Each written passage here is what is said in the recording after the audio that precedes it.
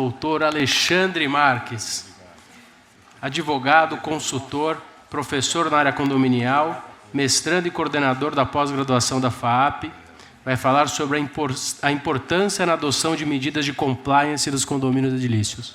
Seja muito bem-vindo, doutor Alexandre.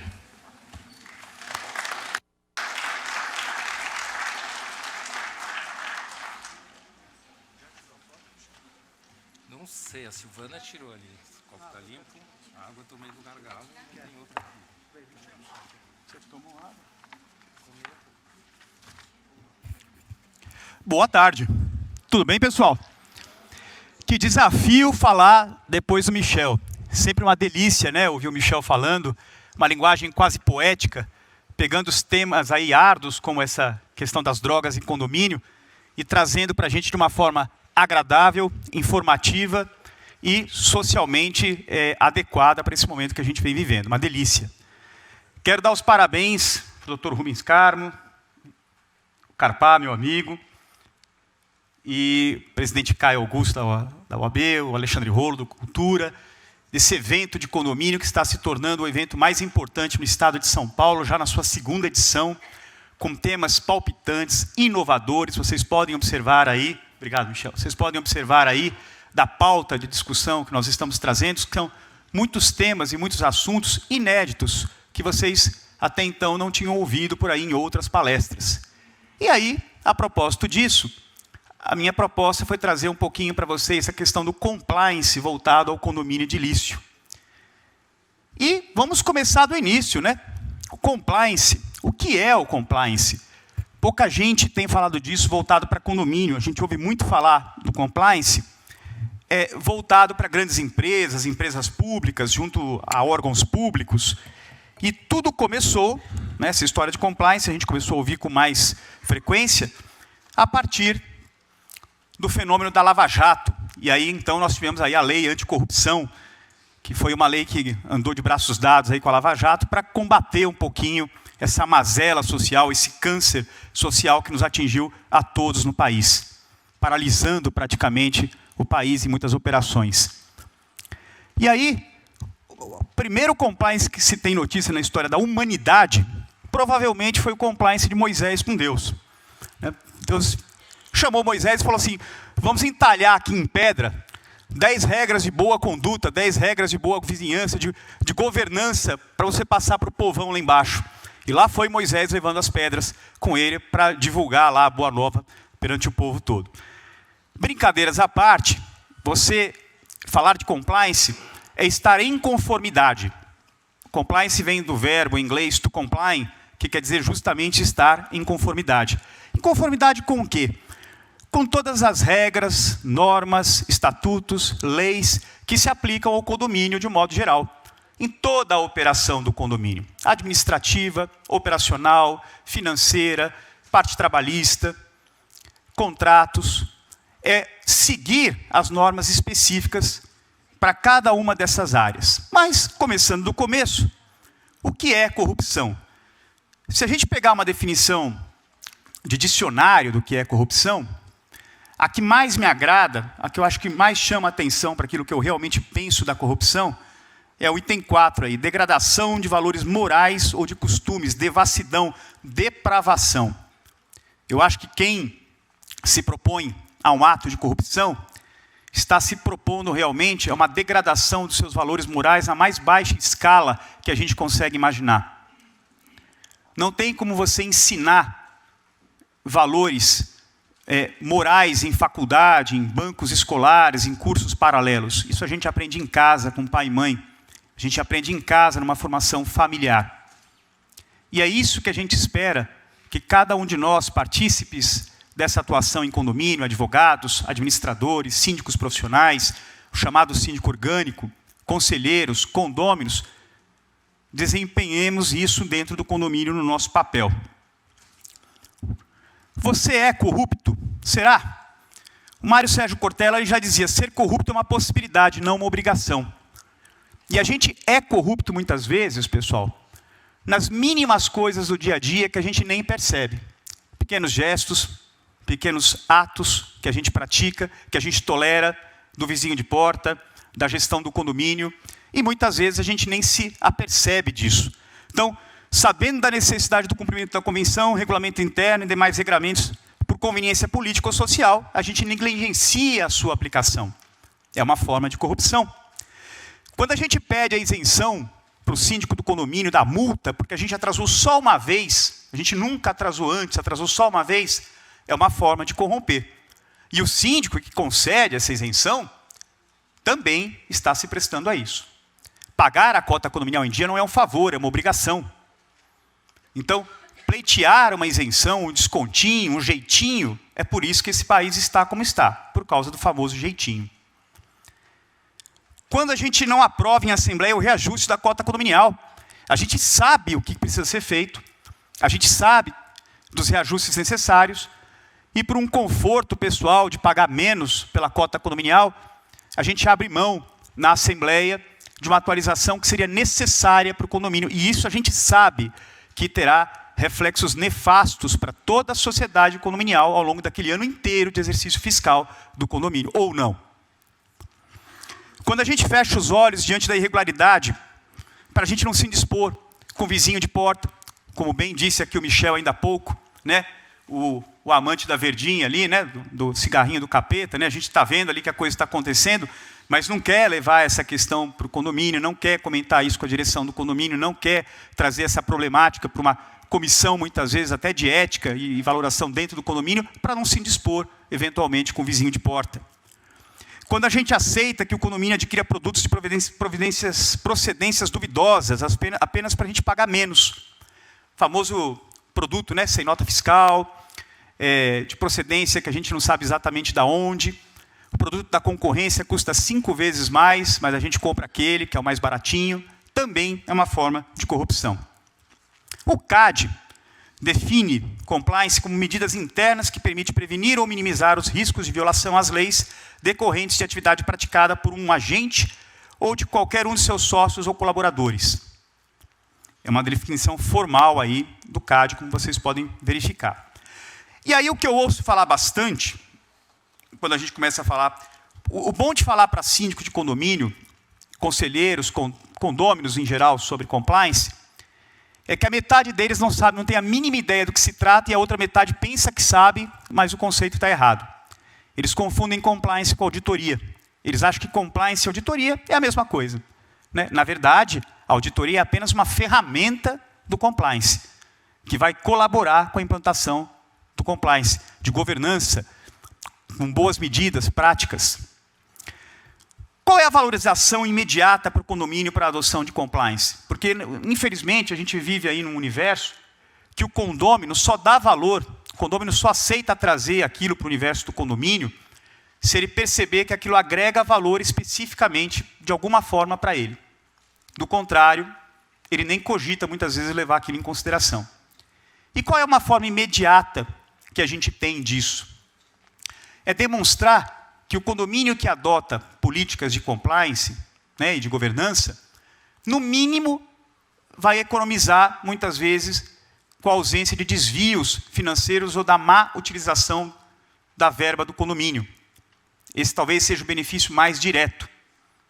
O outro benefício é propagar realmente que aquele condomínio que se utiliza dessas regras, que implementa essas regras, ele terá um diferencial perante os outros condomínios do bairro, da região.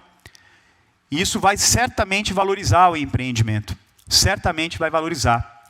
Os colaboradores desse condomínio também vão se sentir valorizados, prestigiados, na certeza de que serão ouvidos nas questões menores que eles tragam para o condomínio, porque terá um canal para isso. E certamente vão trabalhar mais engajados, mais efetivamente comprometidos com a política do condomínio. Os pilares da aplicação de um programa de compliance. Liderança, autoridade do líder, com acesso direto à equipe diretiva. O condomínio vai nomear, o condomínio que quiser implementar essas regras, ele vai contratar um compliance officer, ou então uma empresa específica que vai fazer esse trabalho. Que eu saiba, que é do meu conhecimento, até que eu estava preparando esse material para trazer para vocês, só tem uma única administradora de São Paulo que efetivamente está trabalhando com regras de compliance em aplicação de condomínio. É uma grande administradora, mas do meu conhecimento, pelo menos até agora, é a única. Outras anunciam que fazem isso, mas na verdade é aquilo que eu disse antes. Confundem o compliance simplesmente com auditoria. E vai bem além disso. É uma mudança de comportamento, é uma mudança de mentalidade, que vai exigir aí o comprometimento de todos. Do contrário, não vai prosperar. E aí, essa liderança, que vai ser nomeada pela Assembleia do condomínio, contratada pelo condomínio, se for uma empresa externa, se for um agente externo, deverá ser nomeado pelo condomínio em Assembleia, com os favores do parágrafo 2º do artigo 1348 do Código Civil, que fala que a Assembleia poderá constituir poderes de administração para outra pessoa que não o síndico. A Assembleia vai ratificar esses poderes de gestão. Fazer mencionar isso em ata, para que esse líder, para que essa pessoa tenha autonomia para agir à vontade naquelas questões que precisam ser tratadas administrativamente, operacionalmente. E se for um condômino, da mesma forma, esse condômino tem que ter uma garantia mínima de autonomia de atuação dentro do condomínio.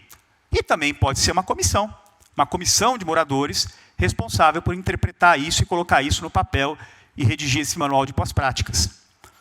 Treinamento periódico, mudança de cultura através de palestras, reuniões informais, assembleias, dando ampla publicidade dos atos praticados, procedimentos, regras e normas a serem seguidas pelos atores desse teatro. Então, você elaborar uma cartilha de compliance, um procedimento desse, não tem um fim em si próprio. Vai passar por um processo de evolução constante, de atualização constante, porque a vida em condomínio é isso. Ela se apresenta das mais diversas formas que a gente conhece, evoluindo a cada dia. A imaginação humana não tem limites para coisas do bem e do mal que o condômino consegue fazer, dentro do cão-domínio, ou condemônio, que nem muitas pessoas chamam. Então, há necessidade de, a cada pouco, se revisar, eventualmente, essas normas. E conscientizar os condôminos a todo momento, através de palestras, reuniões, nas próprias assembleias, dando ampla publicidade do que está sendo feito. Controles internos, incluindo a existência de livros de registros contábeis, financeiros, a due diligence de terceiros, de parcerias, cláusulas anticorrupção e monitoramento. Gente, não tem mágica. O condomínio vai realizar ali uma licitação para a contratação de uma empresa para fazer tratamento de fachada, ou a pintura do condomínio. A empresa A apresenta um orçamento de 10 mil, a empresa B apresenta um orçamento de 8 mil, a empresa C apresenta um orçamento de 3 mil. Alguma coisa aí está errada. Não tem como haver uma disparidade de orçamento tão grande assim. Ou então o contrário. Uma apresenta um orçamento de 10 mil, a outra de 15 mil e a outra de 42 mil. E o síndico escolhe aquela de qualquer jeito. Contrata aquela, sem falar com ninguém. Daqui a pouquinho a gente vai ver as consequências disso para o síndico. Então, não tem mágica. Elaborar isso de uma forma clara, criar regras de licitação para contratação, de uma forma transparente, com metas, tópicos, o que se vai pretender da empresa, como uma mínima atuação, cumprimento de normas técnicas da ABNT, NBR, para aquela tarefa que vai ser contratada, é o mínimo que se espera do condomínio. Canais de denúncia. Essa denúncia é no sentido mais amplo. Não é a denúncia só no sentido de punir, mas principalmente no sentido de orientar. Quer dizer, eu também sou partidário, Michel, da opinião, que muito mais do que punir, preocupar em punir, uma caça às bruxas, a gente tem que ter uma preocupação em educar, orientar, conduzir a pessoa para um caminho correto. E aí você criar canais de comunicação, ou através do próprio agente de compliance, ou através de uma outra equipe que vá acompanhar isso. Ações corretivas, medidas disciplinares, amplamente ligadas a esse canal de denúncia. E avaliação contínua do programa, que pode ser feito por qualquer pessoa. Não necessariamente síndico, equipe diretiva, mas também prestadores de serviços, pessoas que se relacionem de um modo geral com o condomínio. Das diversas possibilidades de aplicação. Então, um pouquinho sobre a gestão administrativa. A gestão administrativa do condomínio vai ficar encarregada em fazer uma análise de todos os setores do condomínio e elaborar, então, essa cartilha de boas práticas, levando em consideração a atuação de cada um desses setores de forma independente, mas, obviamente, linkados também entre eles, para que haja um diálogo franco e objetivo, para que você tenha efetividade. Senão, você não sai do discurso, não sai do papel. não sai da vontade só de fazer. Numa gestão operacional, quer dizer, o condomínio efetivamente colocar isso em prática, né? Desenhar essa cartilha, desenhar esse modelo, um organograma, chamar cada um dos setores do condomínio, seja o financeiro, o trabalhista, né? o de comissão de obras, disciplinar, e colocar isso em operação uma vez efetivado o desenho da cartilha, aprovado em assembleia, eventualmente inserido na convenção, aquela coisa toda. Na prestação de contas, quer dizer, mais do que nunca, a obrigação de transparência, que é o que os condôminos pedem para a gente hoje em assembleia. Quando nós vamos em assembleias de prestação de contas, as ordinárias, onde se aprova contas, onde se fala de previsão orçamentária, o que a gente mais ouve dizer, quando o pessoal, por alguma razão, não quer aprovar as contas, não quer ratificar as contas, é a falta de transparência, é a falta de informações claras. É resumir, por exemplo, num único tópico, numa apresentação, despesas diversas, R$38 mil, e não fala o que é. E o pessoal quer que essas despesas sejam abertas. Eles querem ter conhecimento claro do que sejam essas despesas. Então, nessa hora da prestação de contas, é essencial que fique claro como isso vai se dar, como isso vai ser exposto, quais serão os critérios obedecidos, para que não haja dúvida entre a massa condominial. Eleição de síndicos e demais membros da equipe diretiva também é um calcanhar de Aquiles, pessoal. Para que um condomínio possa caminhar bem, os mandatários da vontade da massa condominial, síndico e equipe diretiva, tem que estar disponível, tem que se apresentar com um projeto, dizer a que veio, qual é a proposta de atuação para o condomínio. Isso me faz sempre lembrar muito aquelas primeiras assembleias de instalação de condomínios, onde você vai eleger o primeiro síndico, o primeiro conselho, e todo mundo que vai lá na frente tem um discurso beligerante, belicoso, contundente contra a construtora. Todos quanto o grande Satã, que é a construtora, né? E aí é curioso, porque não há a menor afinidade entre eles, de projeto, de propósito, e na primeira dissonância daquele grupo, eles começam a brigar entre eles. E haja Petrel e outros conciliadores para colocar jeito nisso, mediar essa situação, né? Então, veja, é essencial que a equipe diretiva do condomínio tenha uma posição de pacificador social, diante da responsabilidade tamanha que tem de atuação nessa microsociedade que é o condomínio. Contratação de serviços e produtos, da mesma forma, né? Colocar isso de forma clara, contratação da administradora, do advogado do condomínio, eventualmente de um contador, eventualmente da auditoria que será contratada, obedecendo critérios, estabelecendo limites de valores a serem contratados, né? Dentro de um plano específico de atuação. Rotina trabalhista e previdenciária.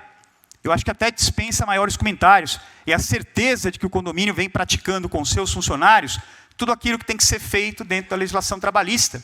Ainda mais agora, nessa época em que nós vivemos, de flexibilidade diante das novas tendências e aprovação aí de mudanças dessa legislação. Também sob a ótica previdenciária. Também é um calcanhar de Aquiles aí na gestão do condomínio. Aqui eu trago para vocês uma jurisprudência. Condomínio, responsabilidade civil do síndico no caso de má contratação da administradora. O síndico contratou a administradora sem submeter à assembleia a aprovação da contratação ou não. E a administradora conduziu mal a questão financeira do condomínio, né? Os recursos do condomínio. Então, olha, condenação do síndico no pagamento de indenização correspondente. O síndico foi condenado a indenizar o condomínio. Um condomínio que atua sobre regras de governança e boas práticas de forma clara, dificilmente vai passar por uma situação como essa. Outra jurisprudência de responsabilidade da síndica junto com a administradora. Quer dizer, está claro ali, olha, que diz o seguinte, a sua responsabilidade pessoal com a gestão do condomínio, até porque recebia prolabore, para tanto, devendo responder pelos prejuízos causados à massa, ainda que culposamente, ficando claro e assegurado o direito de regresso em fase do causador do dano. Quer dizer, a síndica foi condenada junto com a administradora por má prática, má utilização dos recursos financeiros do condomínio.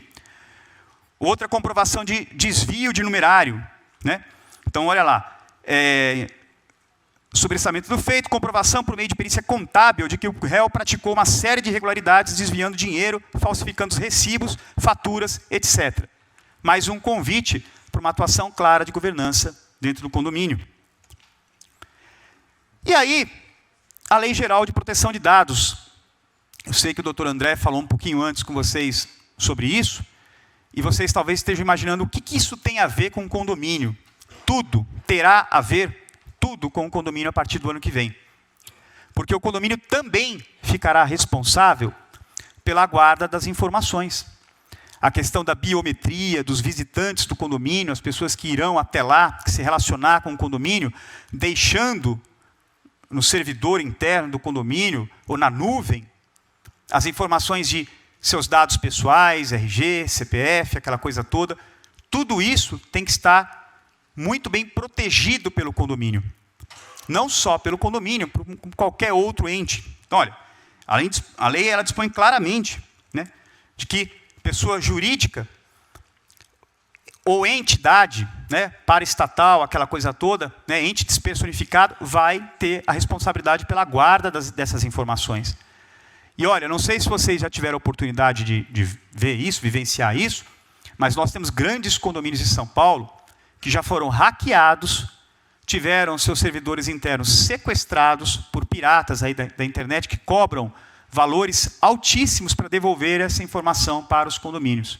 E, enquanto isso, estão passando esses dados, essas informações adiante. Não sei se vocês já tiveram a oportunidade de vivenciar isso. Eu já fui consultado em mais de um condomínio com um histórico desse.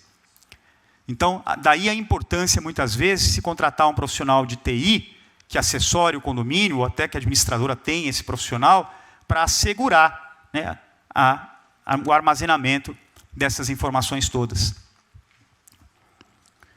Também queria aproveitar para falar o seguinte, que foi até uma coisa que me fugiu um pouquinho antes do comentário, mas eu olhei para o Dr. Lino agora, eu lembrei disso.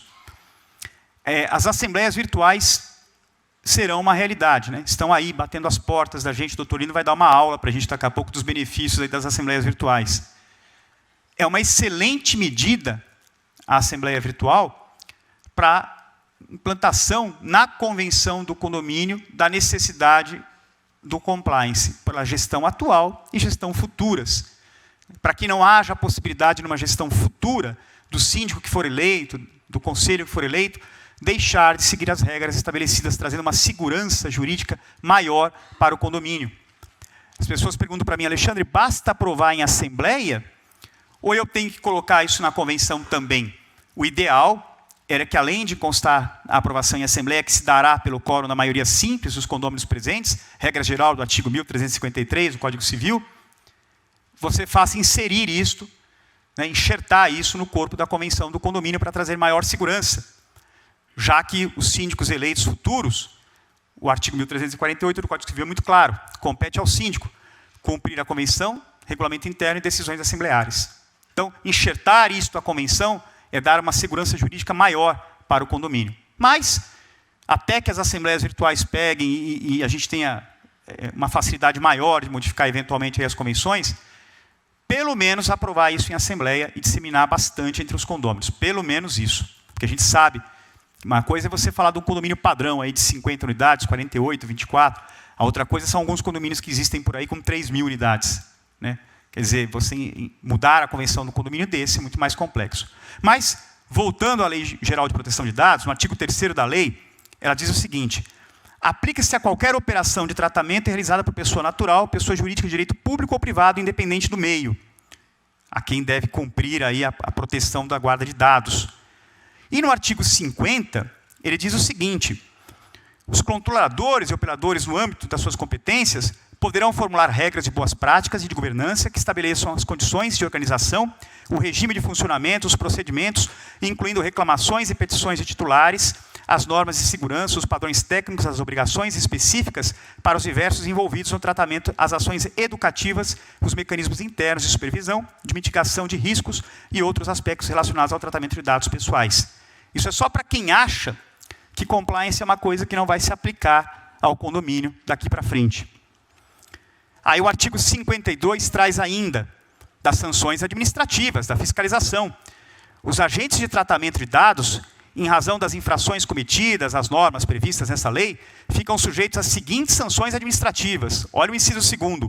Multa simples de até 2% do faturamento da pessoa jurídica do exercício do direito privado, do seu último exercício, por infração. Então, imagine um condomínio que tem uma arrecadação da conta ordinária de R$100 mil por mês. A gente está falando aqui de 1.200.000 por ano, certo? E aí, por infração, para cada condômino que for afetado por uma má utilização dessas informações armazenadas pelo condomínio, o condomínio teria que pagar, eventualmente, aí uma multa de até 2% sobre essa arrecadação do exercício. Está claro na lei. Ou seja, é o suficiente para, uma situação extremada, quebrar o condomínio financeiramente. E aí, continuando, as sanções serão aplicadas após o procedimento administrativo, as peculiaridades do caso concreto, considerados os seguintes parâmetros e critérios. E aí vem um pouquinho lá da lei anticorrupção, dentro dessa lei geral de proteção dos dados. A adoção reiterada e demonstrada de mecanismos e procedimentos internos capazes de minimizar o dano voltado ao tratamento seguro e adequado de dados, em consonância com o disposto no inciso 2º, a adoção de política de boas práticas e governança. Ou seja, o condomínio que comprovar que implementou medidas de boas práticas e governança, dentre elas o compliance, por exemplo, tomando toda a cautela no limite da possibilidade que lhe cabia na proteção dessas informações, certamente não será apenado com o mesmo rigor de um condomínio que, por exemplo, não colocou isso em prática. E aí a gente está, obviamente, falando da limitação da responsabilidade da equipe diretiva nessa adoção de compliance. E aí, para a gente pensar um pouquinho a respeito, a ocasião não faz o ladrão, apenas o revela. Machado de Assis já dizia. E é verdade mesmo. Quem é corrupto, quem é mau caráter, está intrínseco na pessoa. Ela está só esperando aparecer a oportunidade para demonstrar isso. E Rui Barbosa, que vocês todos certamente, né, já ouviram essa frase. Tá? Quem quiser saber um pouquinho mais, eu escrevi um artigo técnico para uma publicação do mestrado, Compliance aplicado ao condomínio edilício. São 37 páginas, viu, pessoal? Leitura tranquila, suave, né? Uma linguagem bem suave. Aproveita aquele dia que a sogra vai visitar em casa, o cunhado, fala, puxa, você não sabe, eu tenho um trabalho para fazer, uma coisa que eu preciso analisar de qualquer jeito. Só não vou poder tirar atenção por causa disso. Né? É uma excelente oportunidade. Né? Bem detalhado. Para quem quiser depois é só me procurar que a gente passa essa informação para vocês. E para a gente pensar. Seja a mudança que você quer ver no mundo. Né? E, muito obrigado, pessoal. Era o que eu tinha para trazer para vocês.